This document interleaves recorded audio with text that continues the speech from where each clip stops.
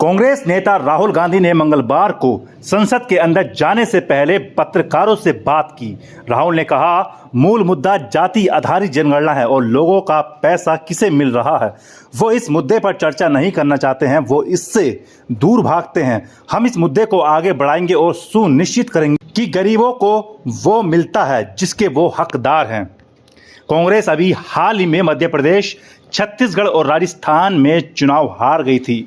इसके बाद भाजपा ने आदिवासी और ओबीसी कार्ड खेलते हुए छत्तीसगढ़ में विष्णुदेव साय और एमपी में मोहन यादव को सीएम मनोनीत किया है। लेकिन पत्रकारों से बातचीत में राहुल जरा भी इस हार से विचलित नहीं दिखे। राहुल ने ओबीसी संदर्भ पर कहा, यहाँ तक कि छत्तीसगढ़ में हमारे सीएम भी ओबीसी से थे।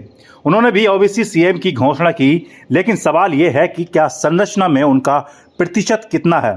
पीएम मोदी ओबीसी श्रेणी से हैं, लेकिन सरकार चल रही है 90 लोगों द्वारा और उनमें से केवल 3 ओबीसी से हैं और उनके कार्यकाल एक कोने में है। मेरा प्रश्न संस्थागत प्रणाली में ओबीसी, दलितों और आदिवासियों की भागीदारी के बारे में है।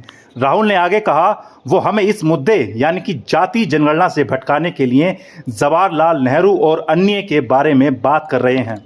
कि वहीं केंद्रीय गृह मंत्री अमित शाह ने सोमवार को संसद में प्रथम प्रधानमंत्री जवाहरलाल नेहरू को लेकर कई बातें कही थी। राहुल गांधी ने उस मुद्दे पर मंगलवार को कहा, पंडित नेहरू ने भारत के लिए अपनी जान दे दी, वो सालों तक जेल में रहे। अमित शाह इतिहास से अनजान हैं। मैं उनसे इतिहास जानने की उम्मीद नहीं कर सकता।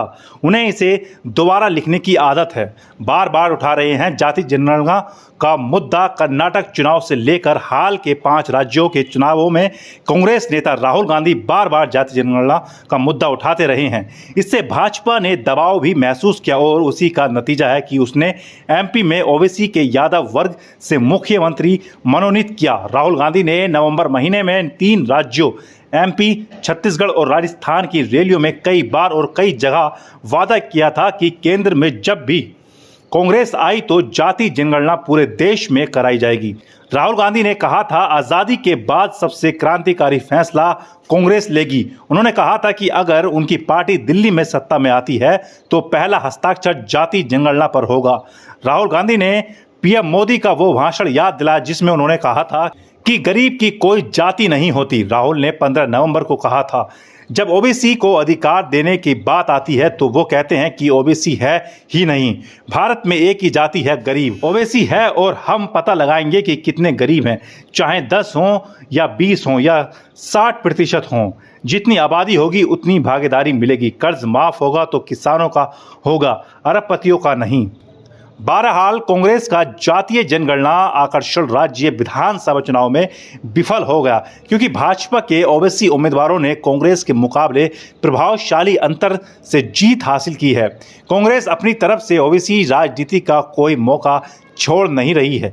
इस बार छत्तीसगढ़ विधानसभा चुनाव में ओबीसी पर भाजपा कांग्रेस दोनों ने फोकस किया था। भाजपा ने वहां 31 ओबीसी प्रत्याशी उतारे थे, जिसमें से 17 को जीत हासिल हुई थी। इसी तरह कांग्रेस ने 30 ओबीसी प्रत्याशी उतारे थे, जिसमें से 12 की जीत हुई।